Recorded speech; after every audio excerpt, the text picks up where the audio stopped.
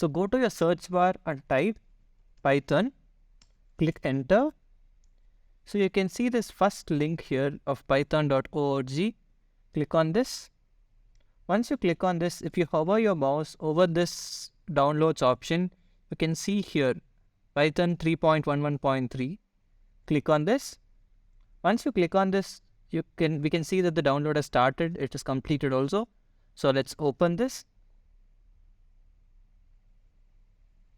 So once we open this, we should make sure we customize all the installation because we need not miss anything out. So click add Python exe to the path and then click on customize installation.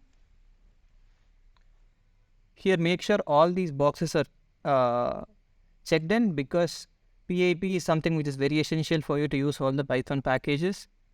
Likewise, ideally is useful for the development environment. So make sure everything is clicked. Then click on next.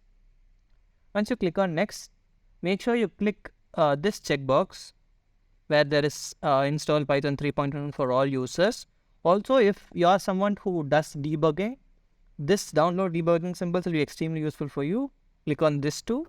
And here you can make sure you can change the location of your Python installation. Click on browse and you can change it. If you don't want to make any changes, click on install. Now you will see a window where it will ask you if it can make hardware changes on your computer. Give yes. Now you can see Python is installing.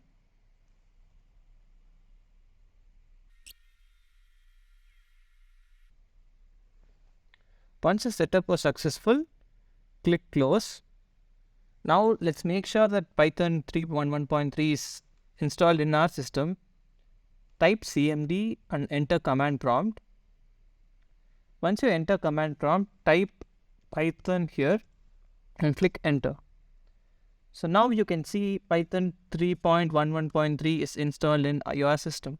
And that's pretty much it about this video. If you guys have any doubt in installation process, make sure you drop a comment. See you then. Bye bye.